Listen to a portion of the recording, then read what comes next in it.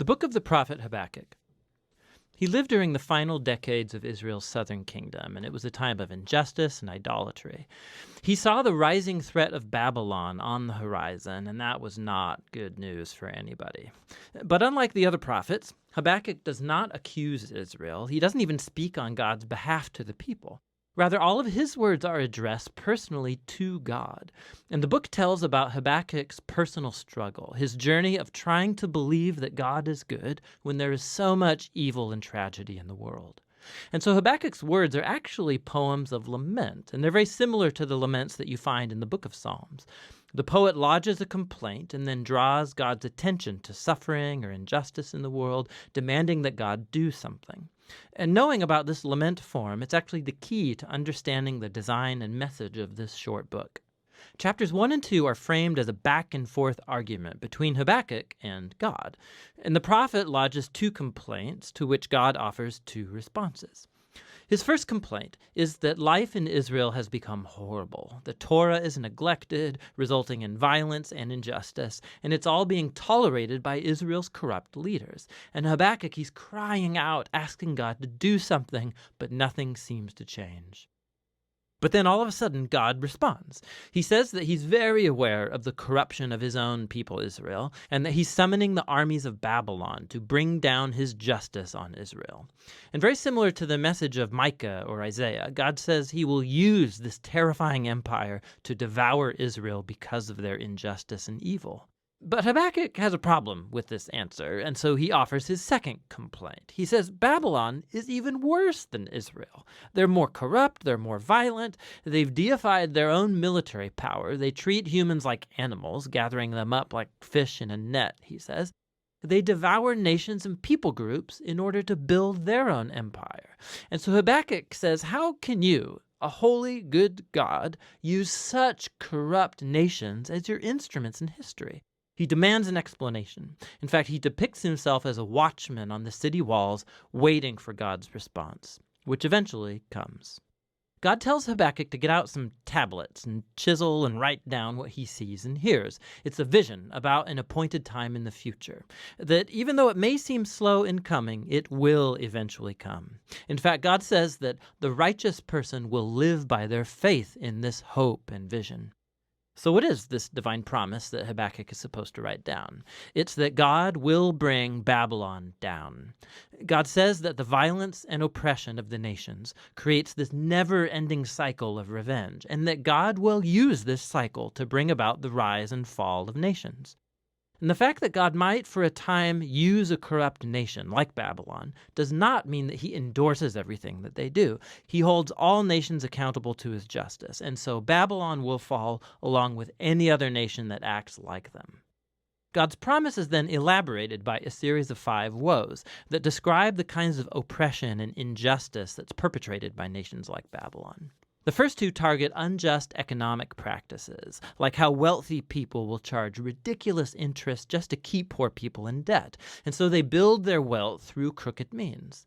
The third woe is a critique of slave labor, treating humans like animals and threatening them with violence if they don't produce. The fourth woe targets the abuse of alcohol by irresponsible leaders. While people are suffering under their bad leadership, they're partying and wasting their money on sex and booze. And the last woe exposes idolatry, the engine that drives such nations. They have made money and power and national security into their gods, offering these allegiance at all costs. And so people become slaves to their own national empire.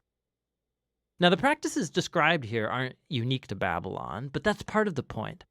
Given the human condition, most nations eventually become Babylon. And so this is how God's answer to Habakkuk in this book becomes God's answer to all later generations, to anyone who lives in a world ruled by other Babylons. But it leaves the question hanging. Is God going to let this cycle, the rise and fall of Babylon-like empires, go on forever? And that question is what chapter 3 is about. We're told that this is a prayer of Habakkuk, and it begins by Habakkuk pleading with God to act now in the present like he has in the past in bringing down corrupt nations.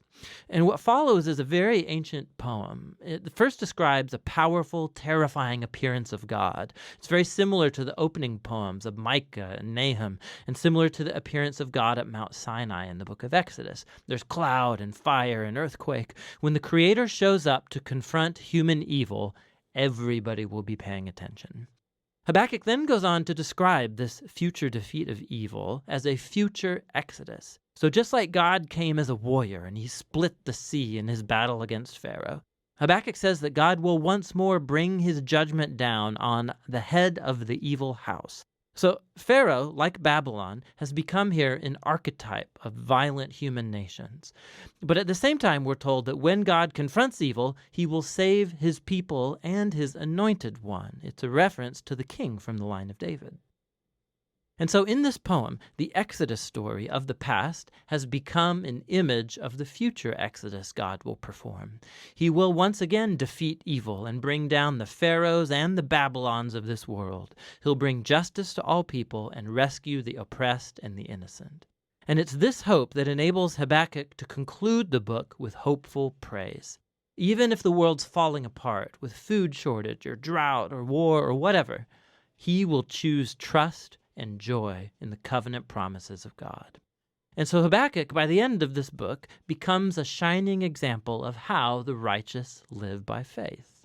Habakkuk recognizes just how dark and chaotic the world and our lives can become, and he invites us into a journey of faith, of trusting that God loves this world more than we do, and that he will one day deal with its evil. And that's what the book of Habakkuk is all about. Habakkuk. Habakkuk 1. The oracle that Habakkuk the prophet saw. O Lord, how long shall I cry for help, and you will not hear? Or cry to you violence, and you will not save? Why do you make me see iniquity, and why do you idly look at wrong? Destruction and violence are before me, strife and contention arise. So the law is paralyzed, and justice never goes forth. For the wicked surround the righteous, so justice goes forth perverted. Look among the nations and see, wonder and be astounded. For I am doing a work in your days that you would not believe if told. For behold, I am raising up the Chaldeans, that bitter and hasty nation, who march through the breadth of the earth to seize dwellings not their own. They are dreaded and fearsome. Their justice and dignity go forth from themselves. Their horses are swifter than leopards, more fierce than the evening wolves. Their horsemen press proudly on.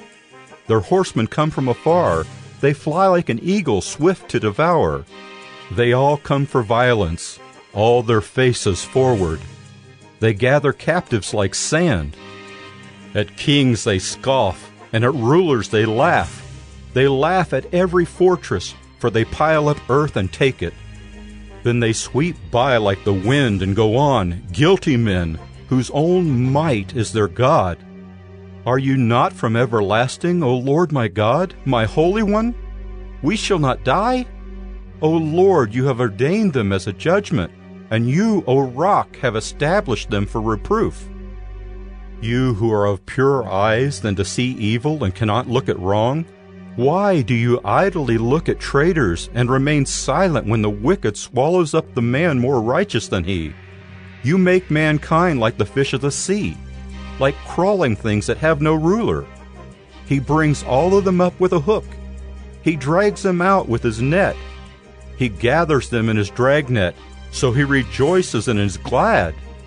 Therefore he sacrifices to his net and makes offerings to his dragnet. For by them he lives in luxury, and his food is rich. Is he then to keep on emptying his net and mercilessly killing nations forever? Habakkuk 2.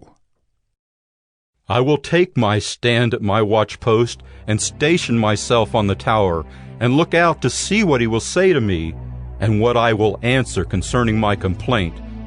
And the Lord answered me, Write the vision, make it plain on tablets, so he may run who reads it. For still the vision awaits its appointed time. It hastens to the end. It will not lie. If it seems slow, wait for it. It will surely come. It will not delay. Behold, his soul is puffed up. It is not upright within him. But the righteous shall live by his faith. Moreover, wine is a traitor, an arrogant man who is never at rest. His greed is as wide as Sheol. Like death, he has never enough. He gathers for himself all nations and collects as his own all peoples.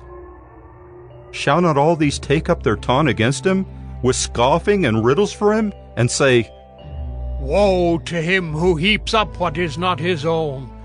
For how long? And loads himself with pledges. Will not your debtors suddenly arise, and those awake who will make you tremble? Then you will be spoil for them. Because you have plundered many nations, all the remnant of the people shall plunder you, for the blood of man and violence to the earth, to cities and all who dwell in them. Woe to him who gets evil gain for his house, to set his nest on high, to be safe from the reach of harm. You have devised shame for your house by cutting off many peoples. You have forfeited your life, for the stone will cry out from the wall, and the beam from the woodwork respond. Woe to him who builds a town with blood and founds a city on iniquity. Behold, is it not from the Lord of hosts that peoples labor merely for fire, and nations weary themselves for nothing? For the earth will be filled with the knowledge of the glory of the Lord as the waters cover the sea. Woe to him who makes his neighbors drink. You pour out your wrath and make them drunk, in order to gaze at their nakedness. You will have your fill of shame instead of glory. Drink yourself and show your uncircumcision. The cup in the Lord's right hand will come around to you, and utter shame will come upon your glory. The violence done to Lebanon will overwhelm you, as will the destruction of the beast that terrified them, for the blood of man and violence to the earth, to cities and all who dwell in them. What profit is an idol when its maker has shaped it, a metal image, a teacher of lies? For its maker trusts in his own creation when he makes speechless idols. Woe to him who says to a wooden thing, Awake! To a silent stone, Arise! Can this teach? Behold, it is overlaid with gold and silver, and there is no breath at all in it. But the Lord is in his holy temple. Let all the earth keep silence before him. Habakkuk 3. A prayer of Habakkuk the prophet, according to Shigionoth.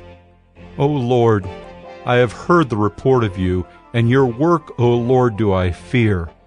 In the midst of the years revive it. In the midst of the years make it known. In wrath remember mercy. God came from Teman, and the Holy One from Mount Paran. His splendor covered the heavens, and the earth was full of his praise. Selah. His brightness was like the light. Rays flashed from his hand, and there he veiled his power. Before him went pestilence, and plague followed at his heels. He stood and measured the earth. He looked and shook the nations. Then the eternal mountains were scattered. The everlasting hills sank low. His were the everlasting ways. I saw the tents of Cushan in affliction. The curtains of the land of Midian did tremble. Was your wrath against the rivers, O Lord? Was your anger against the rivers? Or your indignation against the sea when you rode on your horses, on your chariot of salvation? You stripped the sheath from your bow, calling for many arrows. Selah. You split the earth with rivers. The mountains saw you and writhed. The raging waters swept on. The deep gave forth its voice. It lifted its hands on high. The sun and moon stood still in their place at the light of your arrows as they sped, at the flash of your glittering spear. You marched through the earth in fury. You threshed the nations in anger. You went out for the salvation of your people, for the salvation of your anointed.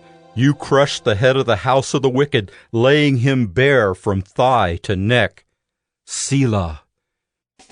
You pierced with his own arrows the heads of his warriors, who came like a whirlwind to scatter me, rejoicing as if to devour the poor in secret. You trampled the sea with your horses, the surging of mighty waters. I hear and my body trembles. My lips quiver at the sound. Rottenness enters into my bones, my legs tremble beneath me. Yet I will quietly wait for the day of trouble to come upon people who invade us. Though the fig tree should not blossom, nor fruit be on the vines, the produce of the olive fail, and the fields yield no food, the flock be cut off from the fold, and there be no herd in the stalls, yet I will rejoice in the Lord. I will take joy in the God of my salvation. God, the Lord, is my strength. He makes my feet like the deer's. He makes me tread on my high places. To the choir master with stringed instruments.